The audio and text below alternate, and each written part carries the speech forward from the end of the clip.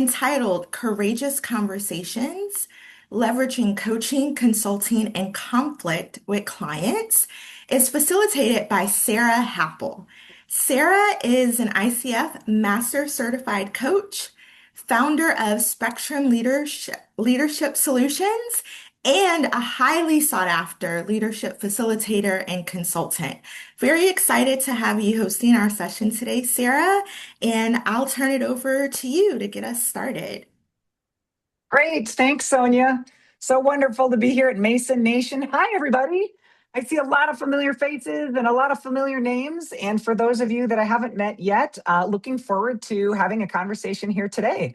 So, as Sonia said, oh man, what can I say? This is my favorite place to play. Anything around conversations, especially having and leading courageous conversations, is something that just really excites me.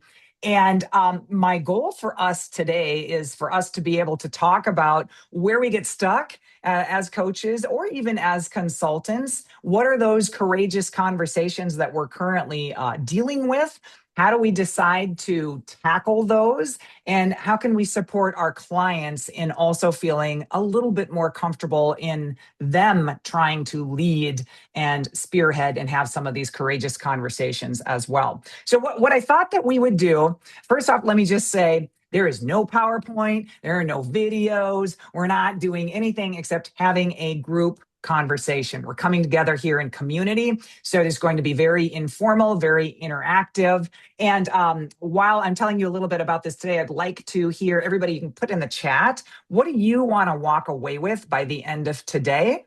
And anything goes. I mean, I can't take you out to lunch or anything, but I'd love to hear around this realm of courageous conversations. What brings you here? Is there something going on that you'd like to walk away with here? What would you like to get out of today's community conversation with a bunch of wonderful coaches here?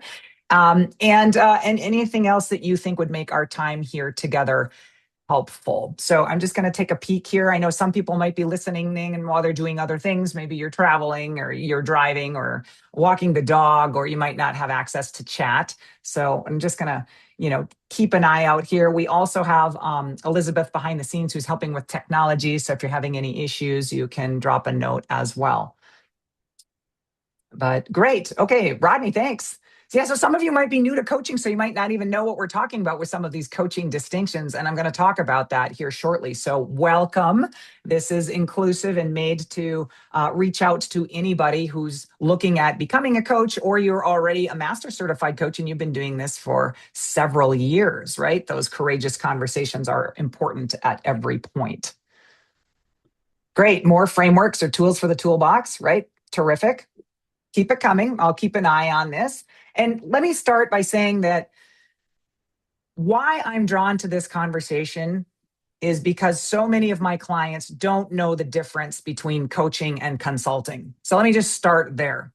We can coach or consult anything. These are your two tools of choice when you're in a conversation. And oh, by the way, you're naturally doing this anyway. And all of our clients and our family members and our neighbors, we're naturally coaching and consulting every day.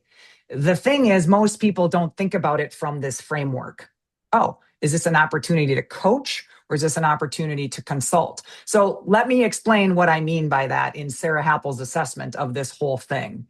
If I'm coaching, if I'm in a conversation and I don't necessarily want to tell somebody what to do, then I'm choosing this coach approach, which means I'm asking open-ended questions, I'm listening, and the number one rule is I'm allowing them to come up with their own answer.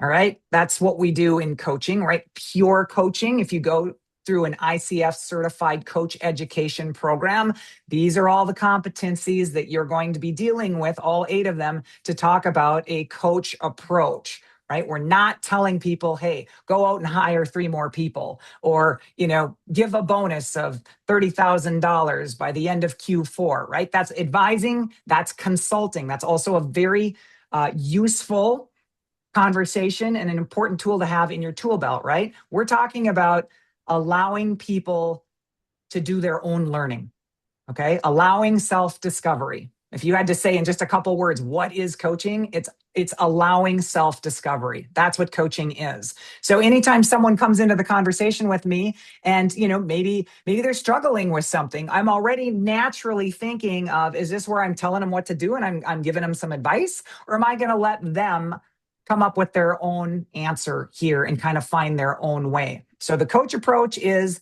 I'm not telling them, I'm allowing them to come up with their own advice and their next steps. Now, if I'm consulting, and I'm making this very black and white and linear on purpose, right? Just to keep it simple. So on one end, we have coaching, allowing for self-discovery. On the other end, we have consulting, and this is providing solutions.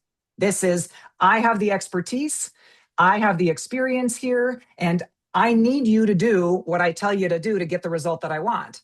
And, many times we need to consult, we need to advise, and we give the solution. So in any conversation at any given time, we have the choice to coach or consult. So this framework I have found has been very useful for my clients, where I don't know about your clients, but a lot of them tend to overcook their consulting.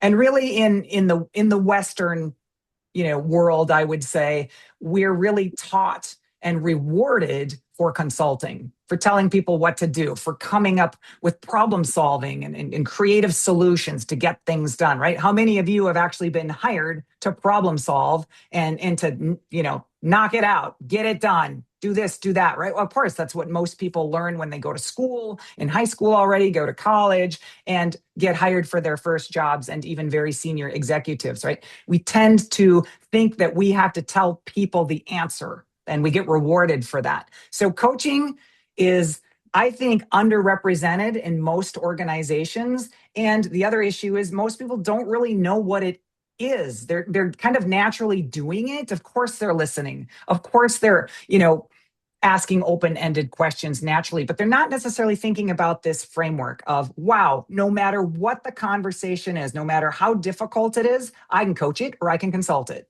Am I giving my answer here? Or am I holding space for them to come up with their own answer? And this is how my brain is working. I kind of can't stop in this. Am I coaching or consulting? And I have found it, really useful. I'm actually writing a book about it right now. So you can coach or consult anything. This is your 1-2 punch. Now, I want to add kind of a final thought on this, on the crucial conversation or the difficult conversation. Okay. Both best-selling books, right? Unfortunately, I don't like this negative title, right? Because most of my clients don't jump out of bed each day and say, yay, I can't wait to have a crucial conversation. Most of them equate that with problem or people who are not going to be happy, right? So, really a courageous conversation could be around anything. And I like to even call these things missing conversations. What are the simple missing conversations we're not talking about? And it doesn't have to only be about a problem, right? Or something where people are going to be fighting. I think that's where a lot of my clients, that's where their brain goes to is, ooh, courageous conversation. It's going to be something bad. We don't like it. So let me just say that you can coach or consult any courageous conversation. And what you need to know is that a courageous conversation it feels different. I'm going along and I'm coaching, la la la, asking questions, or I'm going along and I'm consulting. I'm making my clear declarations and requesting this and managing all my promises and all my competing commitments and doing all that thing. And all of a sudden, ooh, that feeling where you're like, uh-oh, something's going on here, right? That's the moment I'm talking about. So what is that courageous conversation or that crucial conversation, whatever you want to call that? There are 3 things that you need to recognize. Number 1 is emotions are all jacked up, right? It feels different than when I'm just in a normal coaching conversation or a normal consulting conversation. Emotions are running high. Okay, that's number 1. Number 2 is we have people on opposite ends of what they want. Okay, so they're very far away from agreeing on something. Thus, that's where the conflict comes in, right? And number 3, we've never really done it quite like this before, right? So there's no, on page 26 in the manual, or in the, the company handbook, can we look up what the answer is here? And I would even add a fourth thing to this, which is we don't practice these conversations nearly as much as our coaching or our consulting conversations, right? We're coaching all the time, we're consulting all the time, and most of my clients practice these crucial conversations a lot less. They just have a lot less practice or opportunities to have conversations where people are all jacked up, emotions are running high, they're not agreeing, they don't know the answer to it, and they just don't have a lot of practice there. So you add this all together, and people tend to be really nervous around these courageous types of conversations where conflict is present. So just knowing that, oh, wait a minute, I'm in a conversation where conflict is present. Oh, okay, we're in this conversation. Got it. Take a deep breath, put your feet on the floor. I'm going to show up grounded. Coaches are great at doing this. All right, I'm going to have some coaching moves here, maybe have some consulting moves here. It doesn't matter. We can coach or consult anything, really, right? You just got to know which conversation you're in and what you're going for. Okay. So those are kind of the three things I wanted to just set the table with here. We can coach, meaning we ask open-ended questions, we listen, and we support self-learning. We do not tell people what to do. Or maybe I have that consultant hat on and I've been hired for that scope, and I am advising and I am giving my knowledge and my expertise. I would put teaching on this end too. Of course, great teachers are also allowing for self-discovery, and they're also a subject matter expert, right? So teaching is, for me, closer to that consulting end of having that type of conversation. And then for me, in the middle is mentoring, right? For me, for Sarah Happel's definition, I might be doing some consulting and I have some experience here. And if you follow in my shoes, maybe you'll have some experience like this too. And what does success look like for you? What are you excited about here? How are those goals tying into what's most important to you now? So for me, mentoring is right in the middle of that linear equation. So I just want to pause there, see if there are any, thoughts or questions on this whole idea, and just bring it in. I know we're going to be a shy group here today, a lot of coaches and consultants. And yeah, just go ahead. Thanks for using your hand. I know we're a big group here. So Eileen, yeah, jump in here. Nice to see you.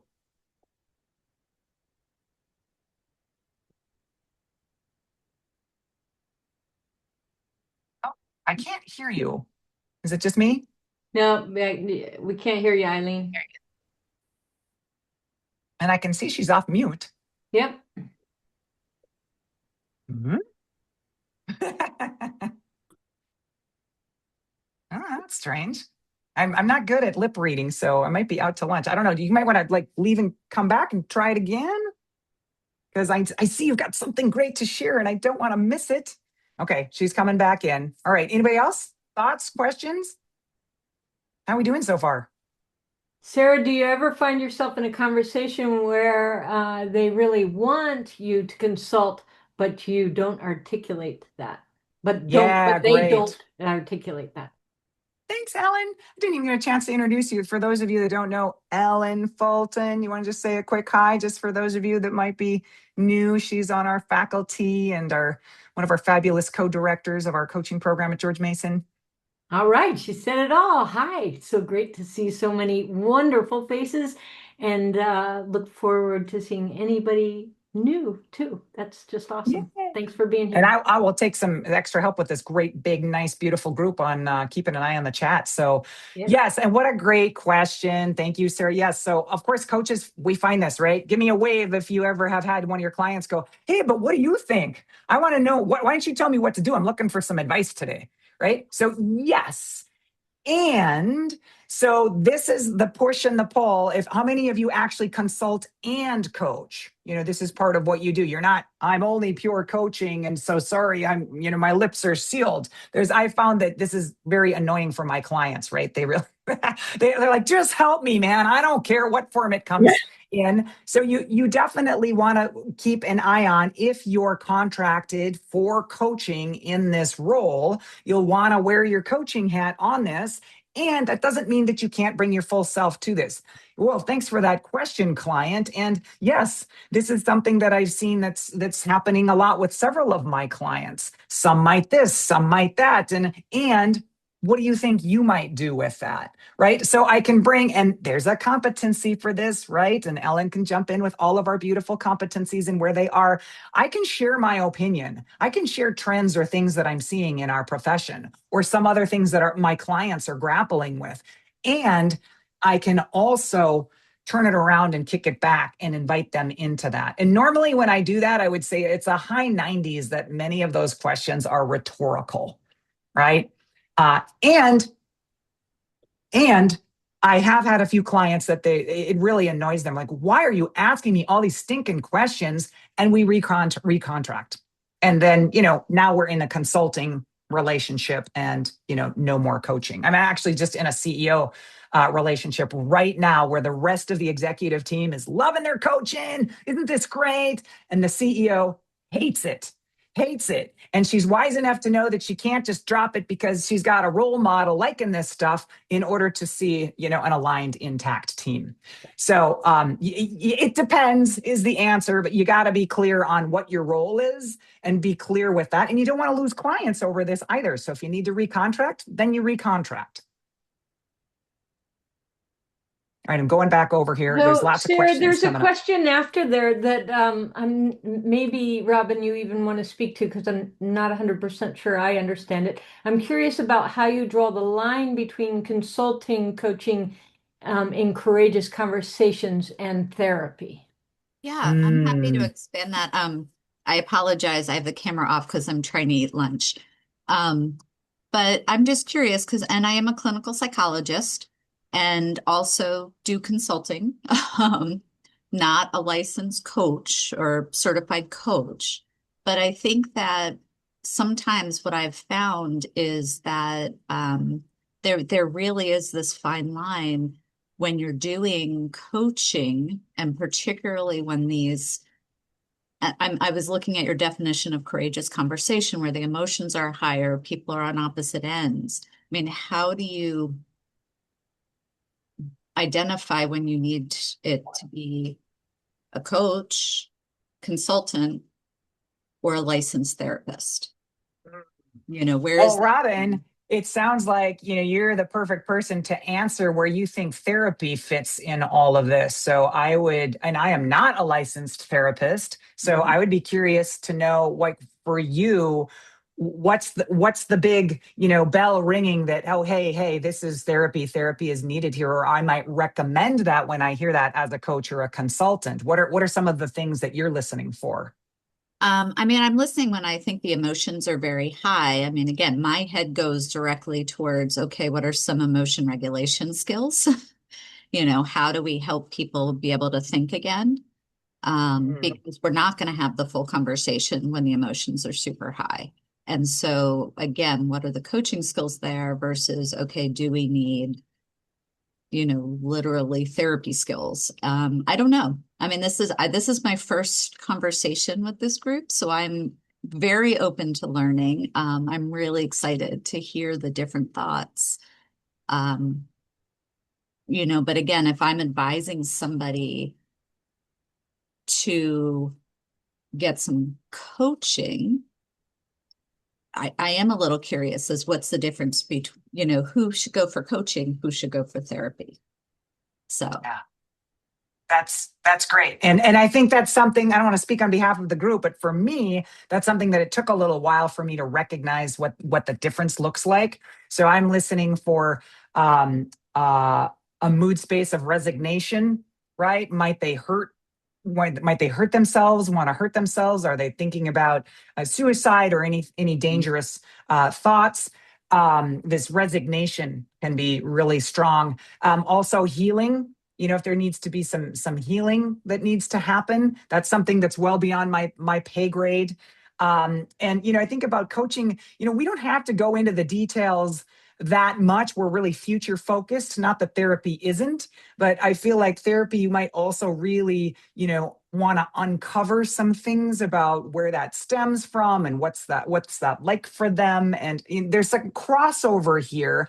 And I hear sometimes in my clients when they come to coaching and they've been working with a therapist for several years, they're putting this together and they're saying, wow, you sound like my therapist, right? Or, I get it, because I think there's a lot of listening, there's a lot of open-ended questions, there's a lot of exploration, there's a lot of presence, there's a lot of evoking awareness, a lot of the things that we're taught as coaches. And we're moving forward. It's future focused. It's not focused on healing or trauma or resignation and getting somebody out of something and into something else. We're going where the client needs to go or wants to go. And I don't know, Ellen, do you have anything to add on that? Because I know that you come from a counseling background as well, and maybe you want to add a couple thoughts on this. Yeah, I mean, I think you did a great job. There's an aspect of when there's an emotional blockage that through coaching there's no progress being made, that another option might be for them to get some therapy, right? That there's something that's sticking that energy there. Um, uh, there can and often is very high emotion, like that. One of the misconceptions is that if a person starts crying or has some deep emotion, that all of a sudden it's a therapy session. That's just plain not true.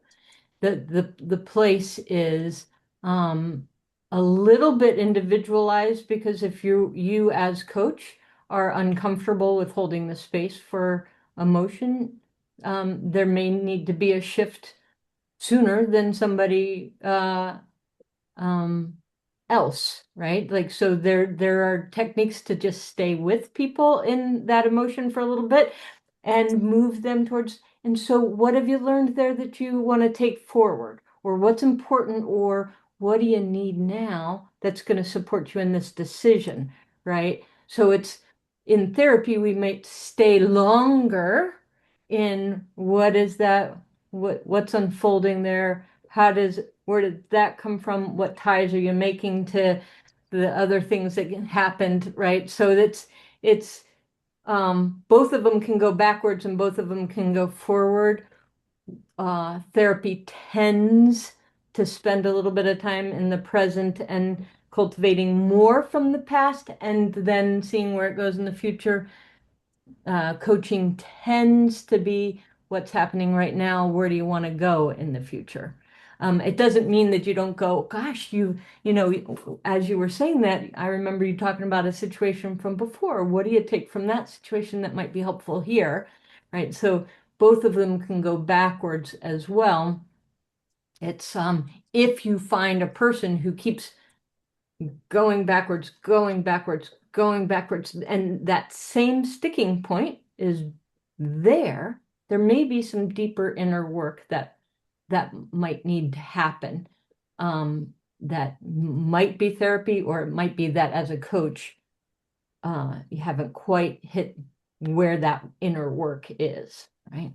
I think Ellen and Sarah have hit this really nicely. Pam Patterson, also co-director of the coaching program at Mason. But the only other thing I might add, and hi, Robin, good to see you, is that this doesn't necessarily have to be a either or. It can also be a both and. I've certainly had coaching clients that are also in therapy. We've also had a number of psychologists go through the coaching program and feel like those coaching skills are a nice add-on to some of the therapy approaches. So I think this is really, it's a conversation that I think coaches kind of have for a lifetime, no matter whether you've been doing this 10, 15, 20 years, or you just started, that, there is some overlap, but I think some of the distinctions that both Ellen and Sarah made are critical. At the same time, it can be that a client is in both therapy and coaching.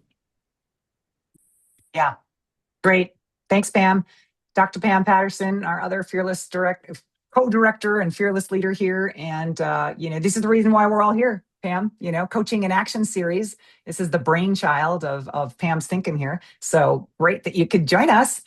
And Yeah, I want to say thank you for all the wonderful, thoughtful additional things in the chat. Looks like, a lot of the same themes coming out as well from many of our experienced coaches here chiming in on past versus future.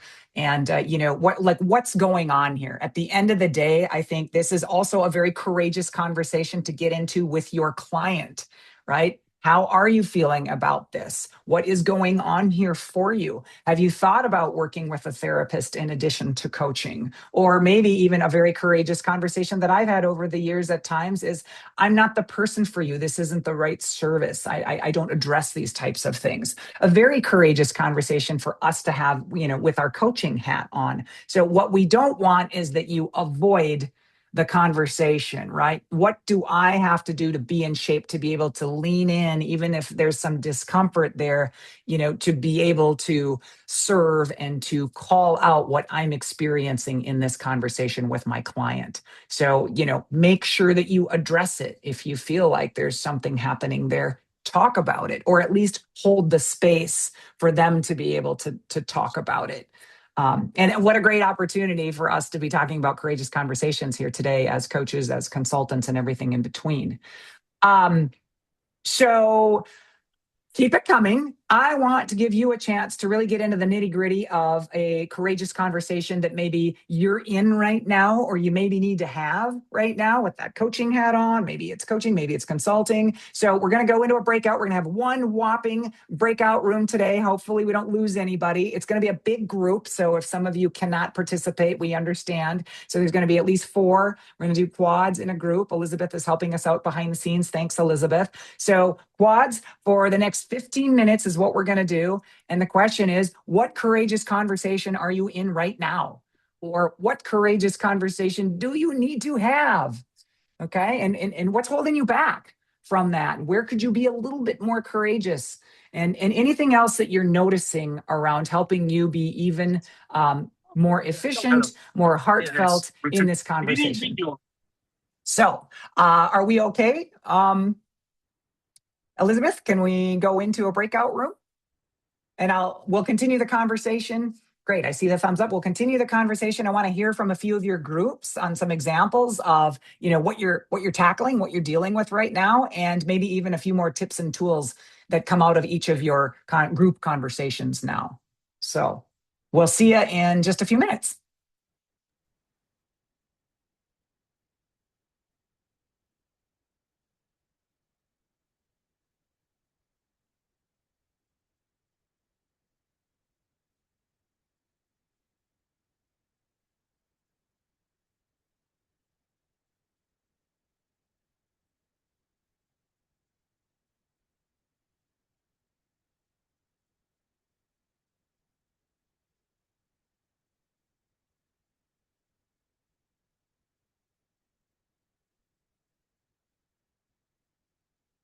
All right. I had a look through what people wanted to leave with today, and it was tools, tools, and tools. So let's go through. I'd love to hear from several of our breakout rooms. I think we had a good 8 or 9 of them. So what are some of the things that you found challenging, and maybe some advice or some tools or some tips for the rest of the group, or anything that you thought was interesting and that the rest of the group might benefit from? So who's going to kick us off?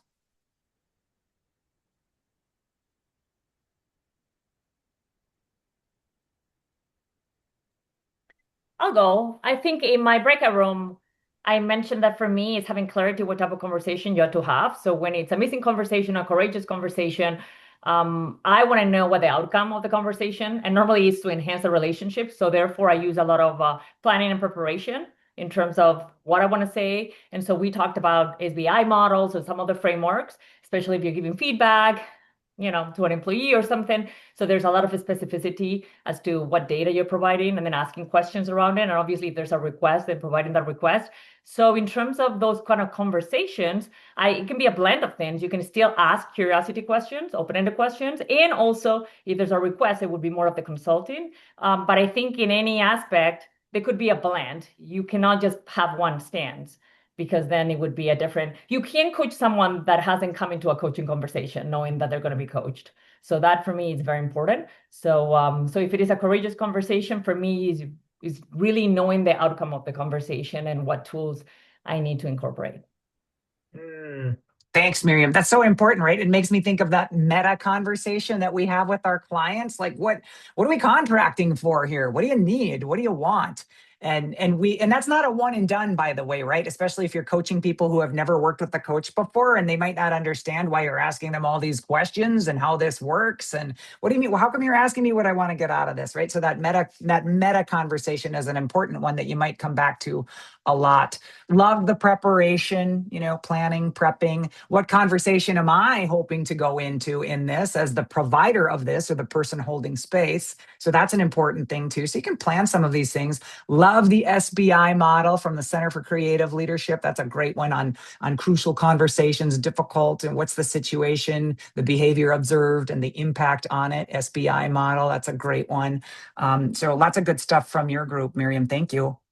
Christiani, what did you guys have? Yeah, I was with Miriam in that group, and the one thing I also want to mention is sometimes the need to name when the conversation has shifted, when you started thinking you were having one kind of a conversation and then you're noticing you're in a different kind, and how sometimes it's helpful to just recalibrate or make sure, hey, are we still having the same conversation here? And how might we need a shift? Because I thought we were talking about this, and now it seems like feedback's coming up. So, and then almost, yeah, we also then talked about, well, what would be some of those frameworks we might bring forward to support us through that?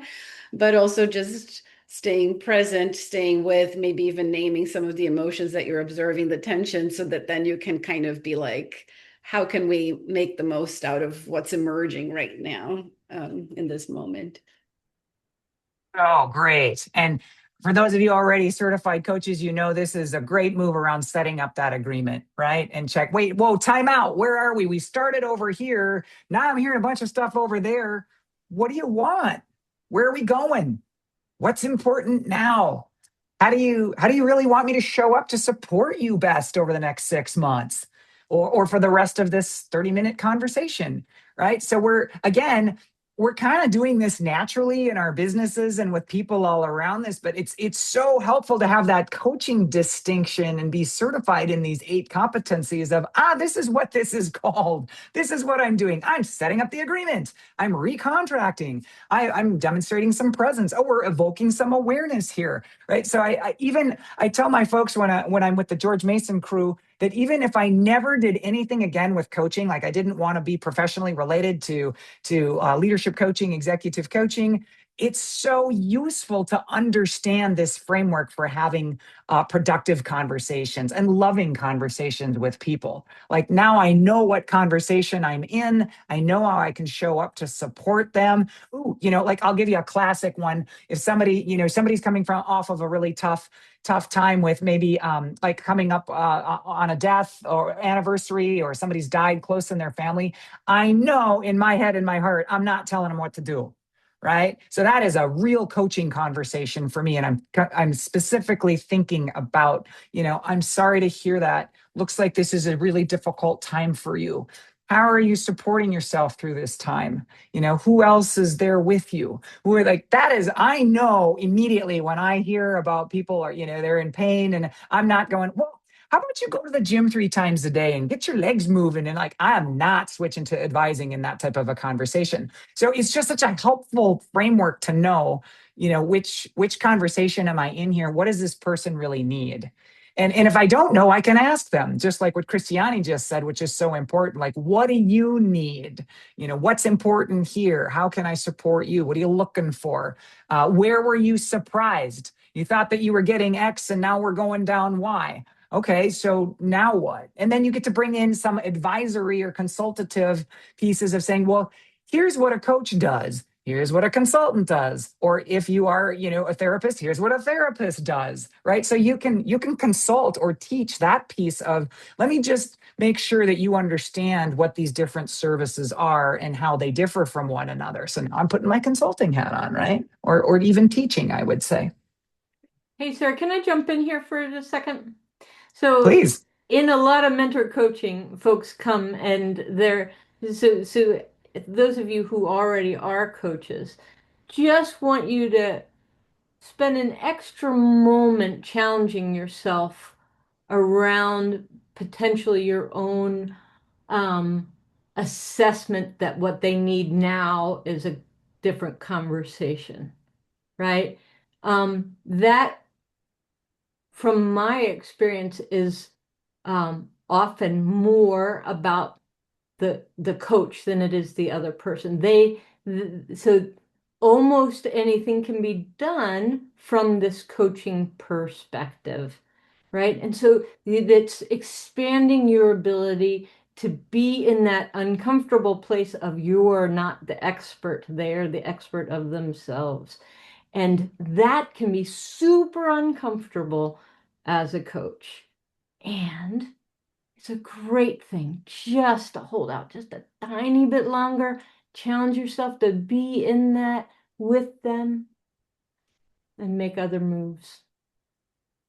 Such a great point. You know, there's always three conversations going on, always. There's the one going on in my head, there's the one going on in my client's head, and then there's the one we're trying to have externally together. So that's a lot of emotional intelligence going on there. Can I see myself in my conversation? Can I, be curious and compassionate enough to lean into our shared conversation and make sure that I'm making meaning the way that they intend it to be? And when I don't know, which by the way is always, because we never know what somebody's thinking, right? When I don't know, I need to slow down and check in and make sure I have the same meaning that they are thinking that I have with them. So just put that in your back pocket, right? Even with one other person, there's always three conversations going on. So it's a lot. Nice. Anybody else? Tool, technique, something, interesting or important theme that came up from your discussion in your group? I'll go. Thanks, Armika. And to tag on to what Ellen said, it's funny that I was having a conversation with another coach who was coaching a client, and she was like, I don't understand why they don't get it. And she said, I like to fix people. I said, that's your answer. Yeah. That's what's in the way, the desire to fix people. We are in a partnership. And so I was lovely in a group with folks who was like, I'm not sure if this is I should be here because I'm not a coach. And I was like, everybody can have coaching conversations. And so this was the beauty of it. We were a group of non-coaches essentially. And in terms of a courageous conversation, the one thing that I brought up is it's the same principle as a coach, deep listening, open questions, seeking to understand, leave the facts alone let's not get into I'm right, you're wrong, bad person illusion. If you do this, then we fix it. It's being in that moment and coming from a place of neutrality. And the good thing about being a coach is you can have a coaching conversation whether you're a coach or not, with your family, HOA board, your friends, whatever. You come from a place of understanding some of the things that we might not have context to or understanding. And so our tools and walk away was, yes, you can still have a courageous conversation without being a coach when you are directed with understanding how to ask a question that opens things up. And then you can ask, so where do we go from here? It doesn't cause heightened tension or feelings or resistance. The same principle applies whether you're with a client or whether you're with a friend. So non-coaches, you are in the right place. Yeah. Beautifully said. Love it, Hermita. Such a great reminder. We're doing this already unconsciously every day anyway. What can we do to draw that out? Right. And for me, I think that the coaching is building the relationship and the consulting is the getting stuff done. Right. We need relationships. We need results. We need relationships. We need results. So most of our leaders are coaching and consulting in the same 2-minute conversation. They're doing both, unbeknownst to them. But how powerful is this to give them a nice little distinction around, okay, you wanna encourage motivation, inspiration, self-learning, independence. Like my little spidey sense goes up when they're like, man, I need to delegate more. I need these people to be more independent. I need them to take a risk. I need them to be more mature. You coach more, right? Coach more. That's what you're saying. And this is how you do it. Stop telling them what to do and let them figure it out for themselves. that's a big warning sign, red flag, right? Like, ooh, I'm overcooking the consulting maybe, and people are just coming up and going, tell me what to do. Now what? Right? And that costs me as leader a tremendous amount of time and energy as well. So love it, love it, love it. Okay, so thanks everybody. Wonderful conversation. Our tools, leaving with, know which conversation you're in, be brave enough to have it, and have it with some heart. Okay, over to you, Sonia. Thank you so much, Sarah. Everyone, please join me with your emojis and in the chat to thank Sarah for such an engaging session today. It was a great way to spend our Wednesday afternoon. So thank you so much, Sarah. Before we dismiss for the day, I'd like to share a few announcements. First, thank you all for attending today, and we'd love to hear your feedback. I've added an eval link in the chat. So if you could please take 1 minute to complete the short program eval, we really value your feedback. Also, we have a slide here on the screen that shares a little bit of 5 of our upcoming programs. So first, if you're interested in becoming an ICF certified leadership coach, we invite you to learn more about our leadership coaching for organizational well-being program. It's currently accepting applications until August 14th.